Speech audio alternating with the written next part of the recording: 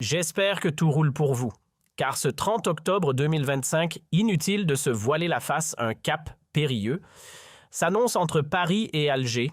Oui, un tournant glissant, un de ceux qui sentent la poudre et la crispation. Les relations bilatérales prennent un goût amer. Et à qui la faute?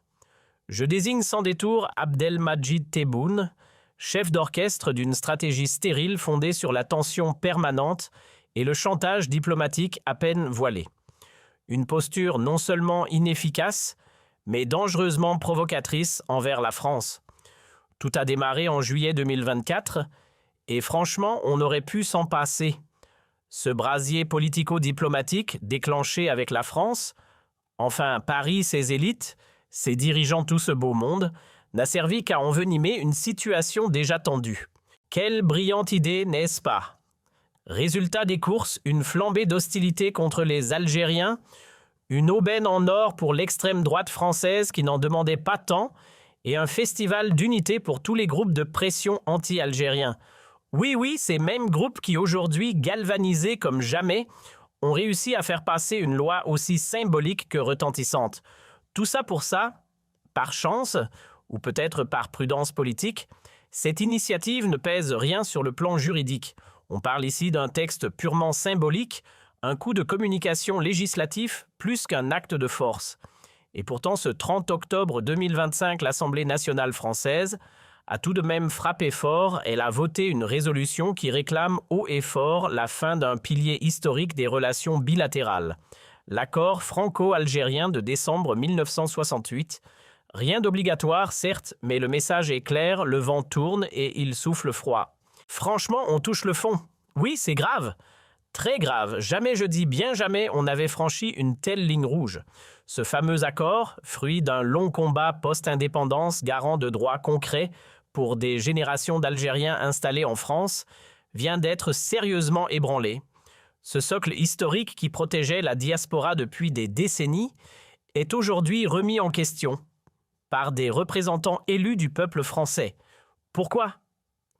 Parce que l'ambiance politique en France vire à l'orage percé spectaculaire de l'extrême droite fissure, dans le bloc macroniste déclin d'une gauche essoufflée, et surtout un climat délétère où l'immigration fait figure de bouc émissaire.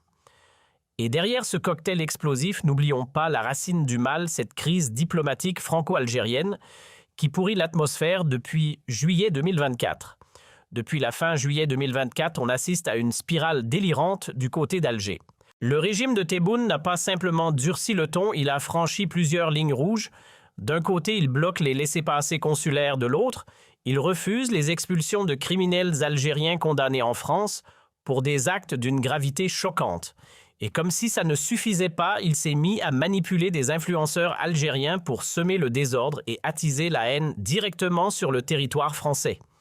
Résultat, une droite radicale française dopée à bloc qui a trouvé là le carburant idéal pour pousser l'Assemblée nationale à valider une résolution aux accents explosifs, la remise en cause pure et simple des accords de décembre 1968. Oui, on en est là. Prenons un instant pour poser les choses avec un peu de bon sens juridique. Ce n'est pas parce qu'une résolution a été votée à l'Assemblée que les accords de 1968 peuvent disparaître comme par magie.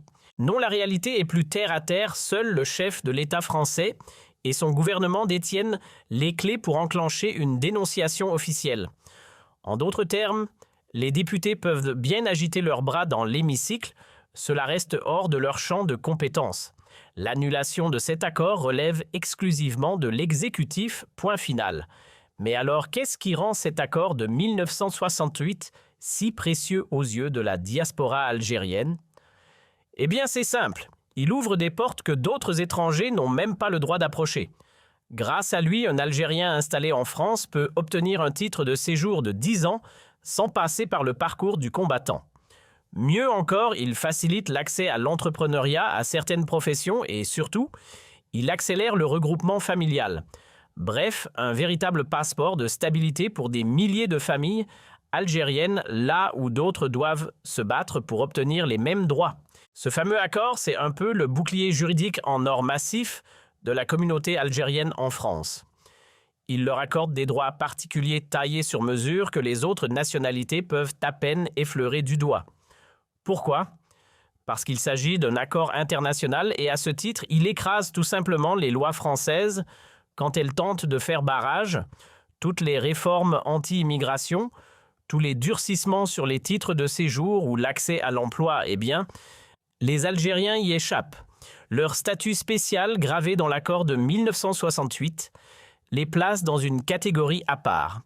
Et c'est précisément cette exception qui fait leur force, leur poids, leur influence. Soyons honnêtes, tout n'est pas rose non plus. L'accord de 1968, aussi protecteur soit-il, comporte quelques zones d'ombre. Des petits blocages, certes, mais qui méritent d'être pointés du doigt. Prenons les étudiants algériens, par exemple, contrairement à leurs homologues marocains ou tunisiens, ils doivent passer par une autorisation provisoire s'ils veulent travailler pendant leurs études. Et ce n'est pas tout. Ils sont exclus de plusieurs dispositifs modernes de régularisation comme le fameux passeport talent ou certaines cartes liées au programme de mobilité. Cela dit, et c'est là qu'il faut relativiser la majorité de la population algérienne en France, ne relève pas de ces catégories. Elle est composée essentiellement de familles venues par regroupement pour qui ces limitations pèsent bien moins lourd. Petit retour en arrière parce que certains détails méritent donc d'être rappelés. Le décret du 18 mars 1969, celui qui pose les bases concrètes de l'application des accords de 1968 en France, n'a pas été rédigé au hasard. Il justifie noir sur blanc l'existence de ces accords par un besoin clair, encadrer de manière stable et continue l'arrivée de travailleurs algériens sur le sol français. Et pourquoi donc ? Parce qu'à l'époque, juste après l'indépendance, une importante vague migratoire algérienne s'est mise en place principalement portée par des familles. Ce n'était pas une immigration économique classique, mais bien une migration enracinée dans des liens historiques profonds. À l'origine, ils étaient environ un demi-million. Oui, 500 000 Algériens venus s'installer en France, des travailleurs, des bâtisseurs, qui ont planté les premières racines d'une histoire commune. Peu à peu, ils ont fondé des familles, tissé des liens solides entre les deux rives de la Méditerranée et aujourd'hui, on en compte 2 voire 3 générations. Des enfants devenus parents des petits-enfants devenus citoyens français, mais tous porteurs d'un héritage algérien. C'est cette descendance nombreuse et enracinée qui compose l'écrasante majorité de la communauté algérienne en France. Quant aux ressortissants algériens purs, nés en Algérie et vivant encore en France sans être naturalisés, ils sont à peine 6500. Oui, vous avez bien entendu. Je le sais, j'en fais partie. On parle souvent de la communauté algérienne en France, comme si elle se résumait à quelques milliers de ressortissants venus d'Alger. En réalité, on est bien au-delà. Sans tomber dans l'exagération, on frôle les 5 millions de personnes quand on prend en compte toutes les strates, les franco-algériens nés sur le sol français, les binationaux, les enfants de la première génération, venus juste après l'indépendance, ceux des années 70 et aujourd'hui place à la 3e génération. Une génération bien ancrée ici française dans les papiers et souvent dans l'esprit, mais avec l'Algérie tatouée quelque part dans le cœur. Alors oui, ce n'est pas juste une communauté, c'est une réalité démographique et culturelle massive, enracinée et impossible à ignorer. Ce qu'on oublie trop souvent, c'est que l'accord de 1968, ce n'est pas juste une formalité administrative. C'est littéralement le socle sur lequel repose toute l'histoire migratoire algérienne en France. Si l'on se contente de compter uniquement ceux nés en Algérie et encore présents aujourd'hui, on passe complètement à côté de l'essentiel. Car une grande partie de cette diaspora est arrivée via le regroupement familial rendu possible par cet accord. Beaucoup ont ensuite été naturalisés, sont devenus français à part entière, et leurs enfants puis leurs petits-enfants sont aujourd'hui intégrés dans le paysage français. Résultat au bas mot, 5 millions de personnes doivent leur présence en France à ce texte. Sans lui, la plus grande communauté algérienne à l'étranger n'existerait tout simplement pas sous cette forme. Alors la grande question que réserve l'avenir à ces fameux accords de 1968, ou devrais-je dire ces multiples versions de l'accord, car entre septembre et décembre, ça a été révisé, réadapté, rédigé sous plusieurs formes. Eh bien, spoiler alerte, la France ne peut pas s'en débarrasser aussi facilement. Et ça, c'est l'un des rares leviers encore solides entre les mains d'Alger. Pourquoi ? Parce que ces accords ne sont pas sortis du chapeau comme par magie. Ils sont le prolongement direct du long processus de décolonisation. On remonte à la déclaration du 19 mars 1962, puis au référendum du 8 avril la même année avant d'arriver au fameux accord d'Évian. Une fois la poussière retombée vers 1963, Paris et Alger se sont attablés pour réfléchir à un cadre régissant la circulation entre les deux pays. À cette époque, on croyait encore que les pieds noirs allaient rester en Algérie, que les Français d'Algérie ne plieraient pas bagage. Rappelons-le, près d'1 million de Français vivaient alors en Algérie, se considérant eux-mêmes comme algériens parce qu'ils y étaient nés. Autant dire que la suite ne s'est pas déroulée comme prévu. Sauf que, voilà, le scénario rêvé n'a pas tenu longtemps. Une fois l'indépendance proclamée, un exode massif s'est enclenché. Les Français d'Algérie ont quitté le pays en masse direction l'Hexagone. Et pendant ce temps-là, de l'autre côté, les Algériens, eux aussi, prenaient pas le chemin inverse vers la France, mais pour s'y installer durablement. Devant ce double mouvement inattendu, Paris s'est vite retrouvé dépassé. Résultat, les autorités françaises ont dû remettre de l'ordre dans la circulation humaine entre les deux rives. Il nous faut un nouveau cadre, ont-ils décrété. Fini l'improvisation, place à un accord solide pour réguler les flux migratoires. Et c'est ainsi que naquirent les accords de décembre 1968 qui fixaient noir sur blanc un quota annuel, pas plus de 35 000 travailleurs algériens, autorisés à franchir la Méditerranée chaque année pour s'établir en France. La fameuse limite des 35 000 jetés aux oubliettes en 1985. C'est cette révision-là qui marque le vrai tournant. On met fin au quota et à partir de là, plus aucune restriction chiffrée sur le nombre de travailleurs algériens admis chaque année. Ensuite, en 1994, puis en 2001, il y a bien eu d'autres modifications, mais rien de révolutionnaire, des ajustements de surface plus cosmétiques que structurels. Et c'est aussi à cette période qu'apparaît la notion de visa nouvelle pièce du puzzle migratoire. Mais attention, ce qu'il faut bien comprendre, c'est que ces accords de décembre 1968, aussi anciens soient-ils, ne se laissent pas enterrer si facilement. Pourquoi ? Eh bien, les juristes sont formels et ils sont nombreux à le dire, ni dans la version originale, ni dans les révisions de 1985, 1994 ou 2001, on ne trouve la moindre clause de dénonciation. Aucune porte de sortie clairement balisée. Bref, un accord verrouillé de l'intérieur. En théorie, dans la plupart des accords bilatéraux entre deux États, il existe toujours une petite porte de sortie, une clause qui précise noir sur blanc les conditions dans lesquelles l'une ou l'autre des parties peut décider de rompre l'engagement. C'est classique, on signe, on s'engage, mais on prévoit aussi les règles du désengagement, un peu comme un contrat de mariage avec une clause de divorce intégrée. Sauf que, et c'est là où les choses se corsent, pour l'accord franco-algérien de 1968, c'est le flou total.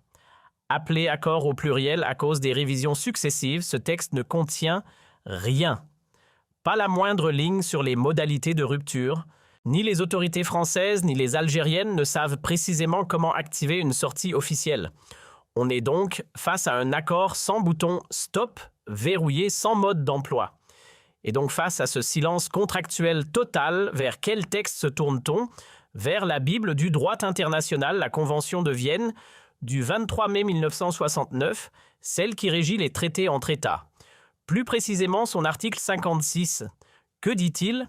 Qu'un traité ne peut tout simplement pas être dénoncé unilatéralement, sauf si, et seulement si, on peut prouver que les parties avaient, au moment de signer, envisagé cette possibilité.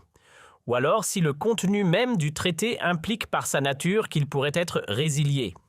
Autrement dit, sans preuve d'intention partagée ou indice juridique évident, c'est verrouillé. Et ça complique sérieusement toute volonté de sortir de l'accord franco-algérien. Puisqu'aucune clause de sortie n'a été prévue noir sur blanc, une seule question s'impose au moment de parapher cet accord. Les autorités françaises et algériennes avaient-elles, ne serait-ce qu'en filigrane, l'intention d'en prévoir la fin un jour? Et c'est là que les spécialistes du droit international, ceux qui ne penchent ni pour Paris ni pour Alger, entrent en scène. Les juristes les plus sérieux, les plus équilibrés, pas les militants ou les partisans, non, les techniciens du droit pur s'accordent tous sur une chose, aucun indice, aucun mot, aucune formulation de l'époque ne laisse penser qu'un retrait un jour était envisagé. Autrement dit, cet accord, ils l'ont signé pour durer longtemps, peut-être même indéfiniment. Rompre un accord international comme on claque une porte, oubliez. Dans le cas présent, la dénonciation unilatérale, c'est tout sauf simple. Il y a un protocole bien huilé, presque chorégraphié. D'abord, Paris doit envoyer une notification officielle à Alger avec une date bien précise, pas de rupture du jour au lendemain, pas de « surprise, c'est fini ». Il faut exprimer clairement l'intention d'en finir, mais à partir d'une date future. Et ensuite, côté algérien, il faut une réponse. Ils peuvent approuver, s'indigner, protester, ou même faire semblant de collaborer. Peu importe la réaction, ce qui compte, c'est ce fameux préavis raisonnable. Une sorte de compte à rebours diplomatique généralement compris entre 6 mois et 1 an. En clair, même si la France décidait aujourd'hui de couper les ponts, il faudrait attendre plusieurs mois avant que quoi que ce soit ne devienne effectif. Rien n'est jamais instantané dans le bal des relations internationales. Vu la nature atypique de cet accord unique dans sa conception singulière dans sa portée, les experts les plus rigoureux, ceux qui n'ont ni drapeau algérien ni cocarde tricolore sur la robe d'avocat, sont catégoriques. Il n'existe pas de vraie clause de sortie. Autrement dit, si Paris et Alger veulent tirer un trait là-dessus, il va falloir s'asseoir à la même table. Pas d'ultimatum, pas de communiqué sec. Une discussion en face à face débouchant sur une décision mutuelle. Un break à 2 voix. Parce que sinon, soyons clairs, une dénonciation unilatérale aurait autant de légitimité qu'un SMS de rupture. Et là, c'est la légalité même de la démarche qui serait sur la sellette. En vérité, cet accord a été pensé pour résister autant aux crises et même aux caprices politiques. Et si jamais la France décidait d'y mettre fin sans l'accord d'Alger, l'Algérie aurait tout à fait le droit de porter l'affaire devant la Cour internationale de justice. Le clash diplomatique serait alors officiellement déclaré. Alors imaginons la suite. Alger décide de riposter en brandissant le drapeau du droit international direction la Cour internationale de justice. Argument phare, la fameuse souveraineté nationale. L'Algérie contesterait frontalement la décision française en affirmant qu'elle viole ses intérêts fondamentaux et porte atteinte à son indépendance. Et ensuite, on laisse les robes noires de la Haye trancher. Mais et là, attention, au retournement de situation, ce ne sera pas aussi simple pour Alger. Pourquoi? Parce qu'en septembre dernier, dans un autre dossier explosif, l'Algérie a justement refusé la compétence de cette même Cour internationale quand c'est le Mali qui avait déposé plainte contre elle. Difficile dans ces conditions de faire appel à une juridiction que vous avez vous-même boudée quelques mois plus tôt. Ça s'appelle se prendre les pieds dans sa propre doctrine diplomatique. Imaginez un instant, l'Algérie décide de traîner la France devant la Cour internationale de justice. Problème. Sa propre crédibilité risque d'en prendre un sacré coup. Parce que là, inévitablement, quelqu'un se lèvera pour dire « Attendez une minute. Quand c'était le Mali qui vous assignait il y a quelques mois, vous avez nié toute légitimité à cette même cour. Mais aujourd'hui, comme c'est vous qui déposez plainte contre Paris, soudainement, elle devient crédible et incontournable. Difficile de faire plus incohérent sur la scène diplomatique. Bref, inutile de tourner autour du pot, on est face à un dossier ultra sensible. Les deux États sont pieds et poings liés à un accord qui dépasse le simple cadre juridique. Il s'enracine dans des décennies d'histoire coloniale, d'indépendance douloureuse et de rapports humains complexes entre les peuples. Cet accord touche à la mémoire, au symbole, à la mobilité. Ce n'est pas juste une affaire d'immigration ou de visa, c'est une question d'héritage. Et pour en sortir, il faudra parler. Vraiment parler, pas menacer. Ce n'est pas un simple contrat qu'on peut déchirer sur un coup de tête. La France et l'Algérie, c'est une histoire à double racine. Des millions d'Algériens portent la France dans leur quotidien, tout comme des millions de Français ont l'Algérie ancrée dans leur arbre généalogique. On ne coupe pas un lien pareil sans conséquence. Ce serait comme décréter un divorce brutal, en laissant les enfants au milieu du chaos, sans explication, sans repère. Et ces enfants, ce sont les diasporas, les familles mixtes, les mémoires croisées. Alors non, on ne pourra pas clore ce chapitre à coups de tensions et de décisions unilatérales. La seule voie possible, c'est celle du dialogue. Et cela commence par un geste fort du président Tebboune. Il est temps de sortir du bras de fer inutile et de retisser des ponts. Parce qu'on ne parle pas ici d'un voisin lambda. ce n'est ni la Tunisie ni le Maroc, encore moins la Libye. Non, c'est la France. Et qu'on le veuille ou non, les deux pays sont condamnés à se parler. Pour le meilleur ou pour éviter le pire. Ce n'est pas rien, on parle d'un pays où vivent, gravitent, investissent entre 5 à 6 millions de personnes issues d'Algérie.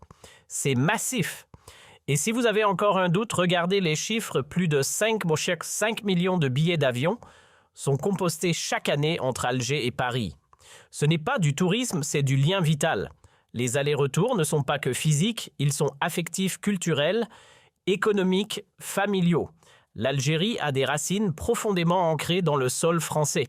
Et inversement, la France a planté ses repères dans les histoires de milliers de familles algériennes. Cette diaspora, elle vit entre deux mondes, mais elle n'est pas divisée. Elle est double. Un franco-algérien, ce n'est pas un Algérien en transit ou un Français de passage. C'est les deux à part égale. Alors non, contrairement à certaines illusions en Algérie, les binationaux ne vont pas renier la France à la première brouille. Ce fantasme de grand retour au bercail ou de changement de camp n'a jamais été la réalité. Tu fais pas un choix entre ton père et ta mère. Tu jongles, tu fais ce que tu peux pour maintenir l'équilibre parce que dans une séparation, ce sont toujours les enfants qui en prennent plein la figure. Et exiger d'eux qu'ils prennent parti, c'est cruel. C'est injuste et c'est inutile. Les Franco-Algériens n'iront pas en masse poser leurs valises en Algérie. Ce n'est pas comme ça que ça fonctionne. Faut atterrir. Ce qu'il faut maintenant, c'est se mettre autour de la table, avoir des discussions franches et accoucher enfin d'un nouvel accord version 2025. Un pacte clair, moderne, qui enterre dignement celui de 1968 et qui reflète la réalité d'aujourd'hui. Car à un moment, faut savoir tourner la page, mais sans la déchirer. Quoi qu'il arrive à un moment donné, faut bien que les deux se parlent. Pas de sortie de crise sans une vraie table de négociation entre Paris et Alger. Mais pour ça encore, faut-il que les deux capitales arrêtent de se tirer dans les pattes. Il faut du calme, du dialogue, de la diplomatie et surtout de la bonne foi des deux côtés. Mais soyons honnêtes, c'est surtout du côté d'Alger que ça coince. Parce que celui qui a appuyé sur le bouton rouge, c'est pas Macron, hein, c'est bien Tebboune. Faut rendre à César ce qui est à César, ce n'est pas la France qui a fait ses valises diplomatiques la première. Ce n'est pas non plus elle qui a distribué les refus de visa comme des tracts. Et ce n'est sûrement pas elle qui a dégainé la menace de dénoncer les accords de 1968. Le feu, c'est Alger qui l'a allumé en retirant son ambassadeur et en soufflant sur les braises. Et après, on s'étonne que ça brûle. À un moment donné, il va falloir arrêter la comédie et revenir à la raison. Cette crise stérile déclenchée pour des raisons obscures fait surtout payer l'addition à des millions d'Algériens installés en France.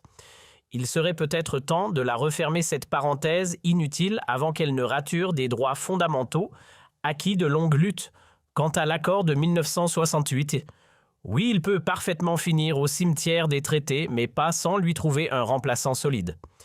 Un nouveau texte moderne, équilibré, qui protège les droits essentiels, comme celui de faire venir sa famille, de vivre dignement tout simplement. Mais pour envisager tout cela, encore faudrait-il qu'un pouvoir en Algérie se lève avec une vraie ambition, celle de défendre vraiment les intérêts des siens, ceux qui vivent là-bas, ici ou ailleurs dans le monde. Un régime qui écoute sa diaspora au lieu de l'instrumentaliser, on peut rêver non, on peut